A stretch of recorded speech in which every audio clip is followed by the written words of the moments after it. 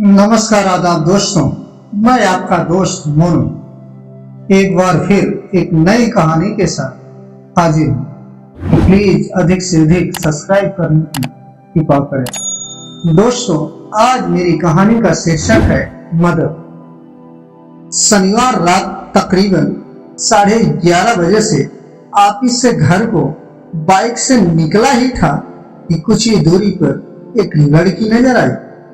Salwar suit पहने, मदद का हाथ लिए इशारे से मैंने बाइक रोकी तो साथ में ऑटो निकल गया। मैंने कहा, जी कहिए।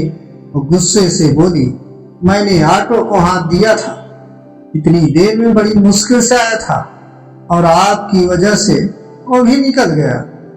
मुझे भी बुरा लगा, सोचा इतनी रात को अकेली लड़की मेरी गलतफहमी की वजह से परेशान हो। मैंने तुरंत माफी मांगी और लिफ्ट के लिए पूछा। उसने साफ मना कर दिया। मैंने फिर कहा, रात बहुत हो चुकी है और आप अकेली हो, मगर वो तो गुस्साए मूड में थी।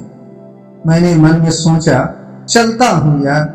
फिर सोचा, इस वक्त सुनसान सड़क, अकेली लड़की, भगवान ना करे कहीं कुछ गलत हो गया तो नहीं, मुझे इसकी मदद करनी चाहिए, वरना इस अपराध का दोषी मैं भी होऊंगा जो कि मुझसे अनजाने में हो गया।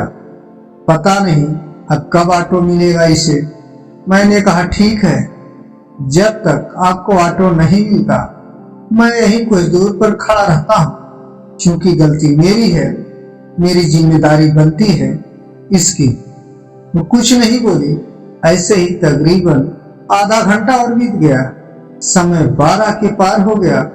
मैंने फिर से उसे लिफ्ट के लिए पूछा और कहा, अब तक आधा सफर तय कर दिया होता, यहाँ खड़े होने से कोई फायदा नहीं। मगर उसने सुनकर अनसुना कर दिया।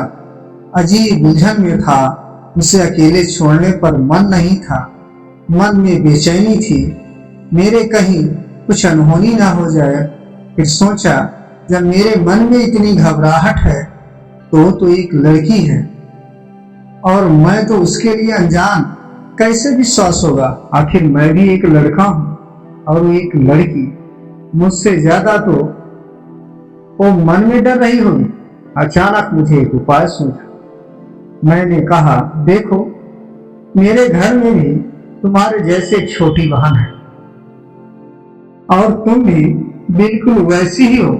मेरी मानो, यहाँ इतनी रात को अकेले रुकना ठीक नहीं। प्लीज मेरे साथ बाइक पर चलो, जहां तक तुम्हें अच्छा लगे।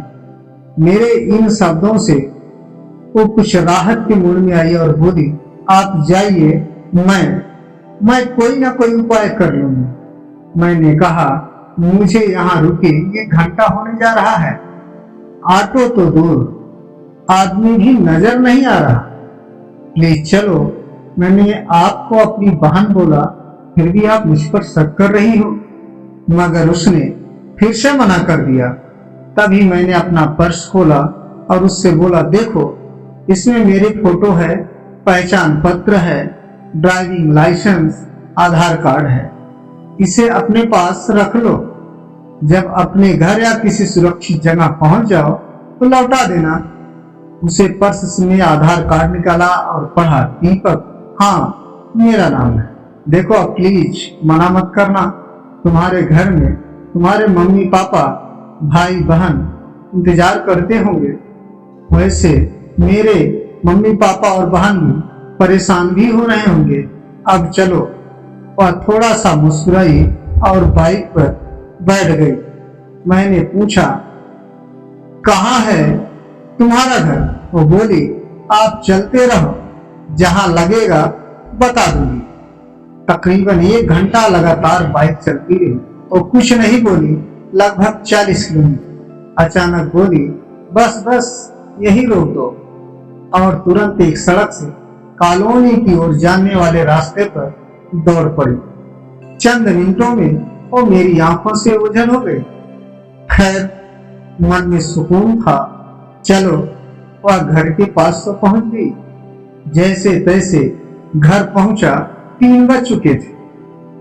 पापा बहुत गुस्सा हो रहे थे, मम्मी और बहन भी जाग रहे थे। यकीनन वो सभी चिंतित थे और गुस्सा भी। सो बिना कुछ बताए मैं चुपचाप अपने कमरे में चला गया। अगले दिन रविवार था, सो आराम से सो रहा था। अचानक ही 11 बजे छोटी बहन ने आकर झकझोरा, भैया उठो, कोई लड़की आई है। उसके मम्मी पापा भी हैं, क्या कोई लफड़ा कर दिया क्या? और हंसने लगी। पापा बुला रहे हैं, नीचे जल्दी चलो। पागल है मैं और लफड़ा, शैतान कहीं की। अधकच्ची नींद में तुरंत बनियान पहने नीचे आया। देखा तो वही रात वाली लड़की और एक अंकल आंटी साथ में। ये यहाँ कैसे? इसे तो मैं काफी दूर छोड़ आया था इसके घर, और मेरा घर तो बहुत दूर। इससे पहले मैं कुछ पूछूं, उठकर आई, बोली, भैया हैरान हो गए ना, मैं यहाँ कैसे? आपका पर्स जिसमें आपका पैन कार्ड, आधार कार्ड है, उसी से पता लेकर मम्मी पापा के साथ आई हूँ। आपने बीती रात मेरी इतनी मदद की और मैंने आपको शुक्रिया तक नहीं बोला, उल्टा आपके जरूरी दस्तावेज भी ले गए। पहले थैंक यू, फिर सॉरी। जैसे आपने कहा था, मैं भी आपकी छोटी बहन जैसी हूँ। इसके बाद उसके मम्मी पापा ने मुझे ढेरों आशीर्वाद दिए और काफी देर तक वह मेरी तारीफें करते रहे। फिर अपने यहाँ सह परिवार आने का निमंत्रण देकर वह चले गए। उनके जाते ही पापा ने मुझे सीने से लगा लिया और कहा, मुझे गर्व है तुझ पे दीपक। एक ही तुमने एक अच्छे बेटे वाली बात मगर रात को ही बता देता तो अच्छा होता ना, बेकार में तुझे डांटा मैंने कहा, पापा आप तो मेरी भलाई के लिए ही चिंतित थे। तभी पापा ने एक बार फिर से मुझे सीने से लगा लिया, मगर इस बार मम्मी और छोटी भी आकर मुझसे लिपट गए। दोस्तों, मुझे मेरे पापा ने एक बात ही समझाई है कि अकेली लड़की मौका नहीं, जिम्मेदारी होती है। राधे राधे दोस्तों, हमारी कहानी आपको कैसे लगी हमारे चैनल स्टोरी टिप पर कमेंट कर अवश्य बताएं और हमारे चैनल को अधिक से अधिक लाइक और सब्सक्राइब करें। धन्यवाद।